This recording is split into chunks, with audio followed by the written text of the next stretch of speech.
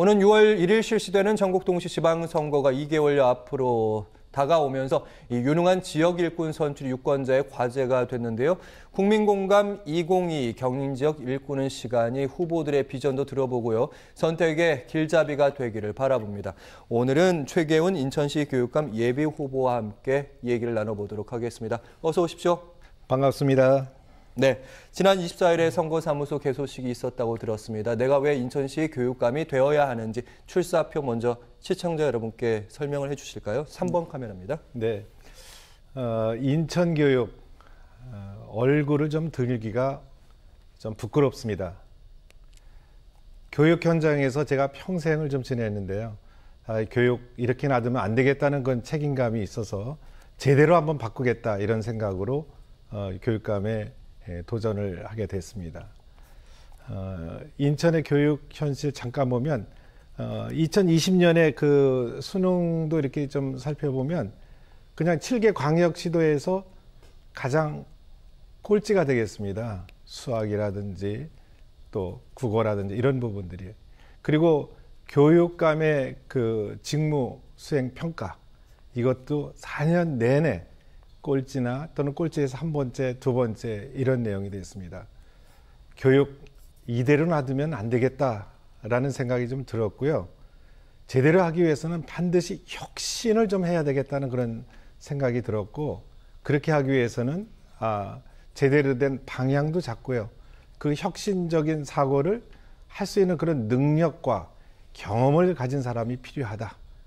이제는 인천 교육 꼴찌 교육이 아니라 으뜸 교육으로 좀 만들어가겠다. 이런 생각으로 제가 교육감에 도전하게 됐습니다. 네, 결국 이제 인천 교육 정상화하겠다 이런 말씀으로 제가 들었는데요.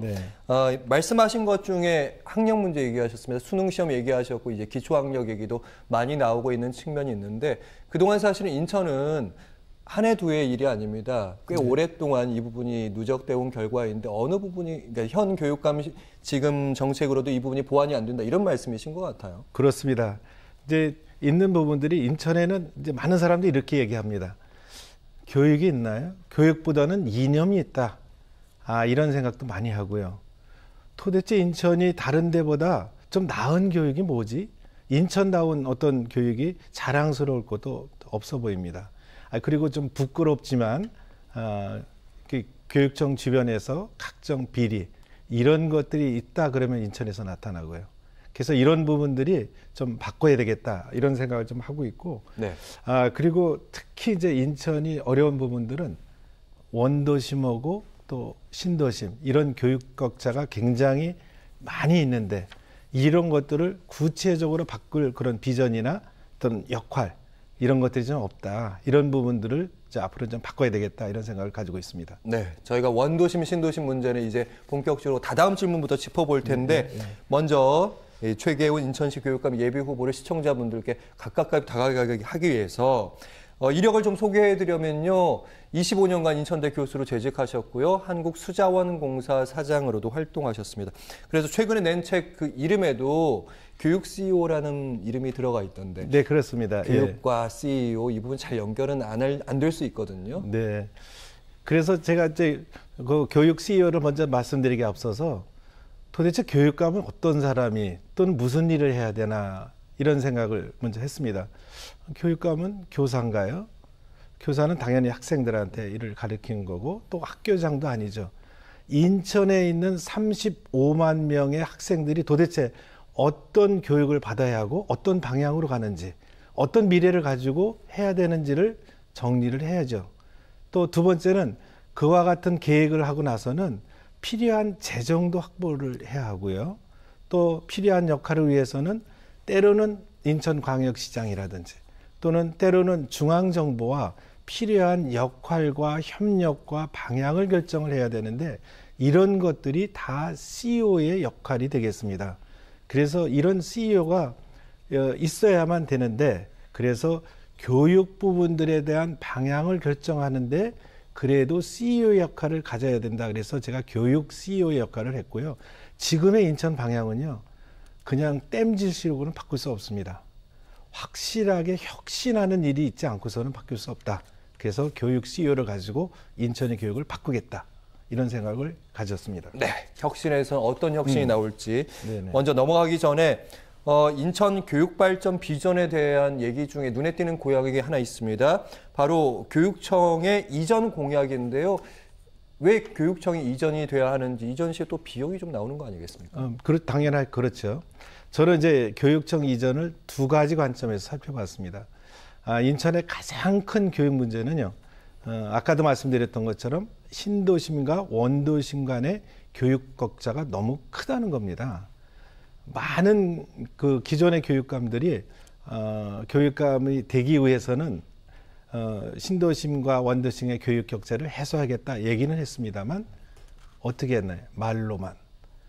그러나 저는 이제 말로만 하는 그런 교육 바꾸는 것이 아니라 실제로 교육청을 원도심으로 바꿔서 교육감이 앞장서서 원도심의 교육을 혁신하고 바꿔나가겠다는 의지를 표현하고자 합니다. 그게 첫 번째고요. 예. 두 번째는 현재의 그 교육청과 인천광역시청이 같이 있는데 인천광역시청도 공간도 모자라고요. 또 주차장도 부족하고 또 교육청도 역시 마찬가지입니다.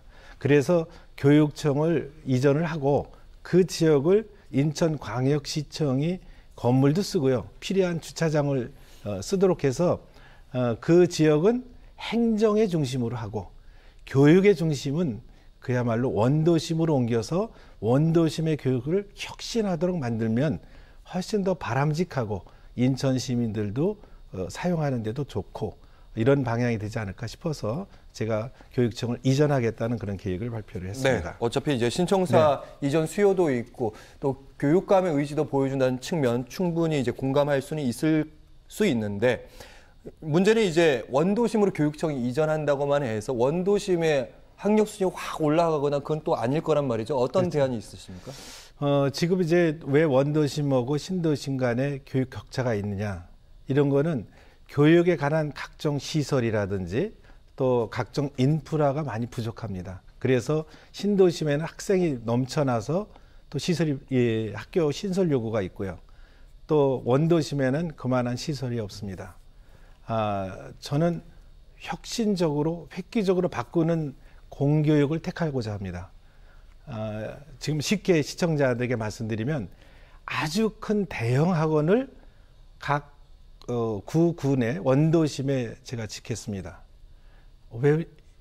왜 어떤 의미일까요? 짓는가요? 네. 이렇게 얘기를 하잖아요. 네, 그러니까. 네, 그러면 지금까지 있는 부분 중에서 원도심의 그 이른바 방과 후 교육을 할 수 있는 맞춤형 그 교육 혁신 센터를 만들어서 진짜 학원을 유치한다는 말씀은 아니시고 그렇죠. 네, 그것을 공교육을 해서 이제 사교육비 없이 학생들이 원하는 교육을 받을 수 있고 거기에 충분한 시설을 설치해서 좋은 강사님이 옳지 않고서는 좋은 교육을 받을 수 없거든요. 뭐 대학 교수라든지 일타 강사라든지 이런 분들도 모시기도 하고요.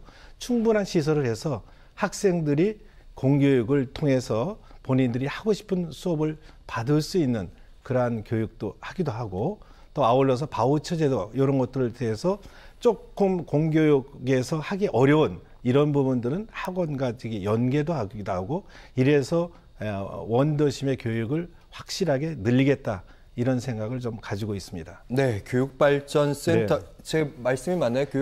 교육혁신센터, 복합혁신센터. 네네. 궁금한 게 아까 교육 CEO 얘기하시면서 이런 얘기도 하셨습니다. 어쨌든 재정이라는 부분을 교육감의 행정가니까 그런 부분도 끌어와야 되는데 이 부분도 좀 재정적인 측면 왜냐하면 좋은 선생님도 오셔야 되니까 방금 말씀하신 거죠. 어떤 생각을 하시나요? 저는 그래서 아까도 말씀드린 대로 혁신적으로 바뀌지 않으면 안 된다고 생각합니다. 좋은 선생님들이 왜 공교육에서 사교육으로 가느냐. 이제 공교육에서는 보람도 갖고요. 또 필요한 또 그만한 보수도 이렇게 받아야 되겠는데 저는 이런 복합혁신센터에서는 좋은 선생님들 모시는데 그만한 대우도 하기도 하고요. 또 보람을 가질 수 있도록 그렇게 만들려고 하고 있습니다. 또 그래서 하기 위한 또 재정도 충분하게 마련할 그런 계획도 가지고 있고 또 이런 걸 통해서 그런 교육혁신센터가 공교육을 통해서 그 원도심에 있는 그 학생들에게 다가가고 또 많은 학부모들이 우리 학생들이 또 자제들이 얼마만큼 또 어떤 교육을 받았지 어느 정도 능력이 올라갔지 또 상급 학교에 올라가고 싶은데 또 어떻게 진로 지도를 받아야지 이런 것들이 다 마침내 혁신센터에서 할 수 있도록 그렇게 계획을 하고 있습니다. 네.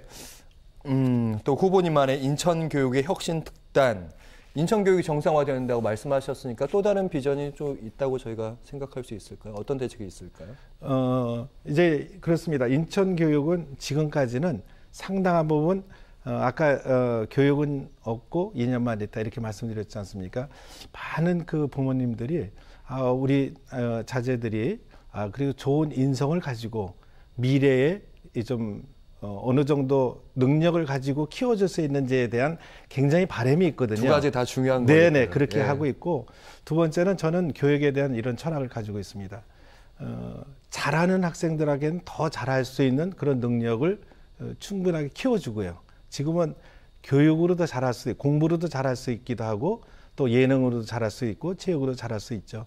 그리고 또 이른바 약자, 어려운 사람 이런 사람들은 저희들이 포근하게 또 다듬어서 또는 보호하고 또 할 수 있도록 해야 되지 않습니까? 네. 이런 것들은 아까 말씀드린 교육혁신센터라든지 또 이른바 바우처제도 이런 걸 통해서 그 학생들이 충분한 교육을 받을 수 있도록 만드는 것. 이렇게 해서 두 가지를 병행하는 그런 교육이 인천에서 있고 이 교육이 인천뿐만 아니라 전국으로 퍼져나갈 수 있도록 하는 그런 교육을 하고 싶습니다. 네, 교육혁신센터가 또 하나의 학교가 될 수 있고 또 하나의 마을 공동체의 중심이 될 수 있겠다. 이런 생각도 좀 들어봤습니다. 그리고 이 질문이 가장 좀 곤혹스러우실 수도 있고 어려운 질문인데 인천시 교육감의 선거의 승패는 이제 보수 후보의 단일화, 중도 후보까지 아우르는 그 단일화가 중요하다 이런 얘기입니다. 진보 진영은 이제 도성훈 교육감, 현 교육감이 이제 단일 체제긴 한데 보수 쪽, 중도 쪽 그 연합한다는 그 단일화는 지금 뭐 4인, 5인 이렇게 난립해 있다 이런 얘기들이 있습니다. 현재 후보가 이제 4명 이렇게 있지만 이렇게 말씀드립니다. 단일화 반드시 된다. 저는 이렇게 말씀을 드립니다. 오늘 아침에도 단일화 후보들이 같이 모여서 어떻게 단일화를 할 것인가를 의논을 했습니다. 분량 중에 보니까 여론조사 방식이냐 선거인단 방식이냐 경선 방식 가지고 좀 의견이 다르더라고요. 원래 또 그런 방식은 서로 또 선호하는 방법이 있지만 점차적으로 접근해 가고 있죠. 또 내일 아침 10시에 다시 만나는데 마침 이런 것들을 같이 주도하시는 분들이 또 인천을 또 주도하시는 분이고 저희들의 의견을 충분히 받아들이는 분들이 그 역할을 크게 하고 있습니다. 대개 이제 황우여 전 교육부총리가 있으셨고 또 박민서 전 언론인 클럽 회장 또 최순자 전 인하대 총장 정명환 전 미추홀 구청장 이런 네 분들이 저희 후보들이 결정을 했습니다. 저희들을 단일화를 이렇게 해 주십시오. 이렇게 결정을 하고 내일 이에 대한 룰 같은 것들을 결정을 하겠다. 이런 계획을 좀 가지고 있고요. 저희들 페어플레이로 이제부터는 전교조로부터 있던 교육 반드시 정상화시키겠다는 그런 의지가 있습니다. 네. 믿어주시고 도와주십시오. 단일화 가능성이 높다는 말씀. 네. 오늘 마지막 말씀으로 듣겠습니다. 최계훈 인천시 교육감 예비후보와 함께했습니다. 고맙습니다. 네, 감사합니다.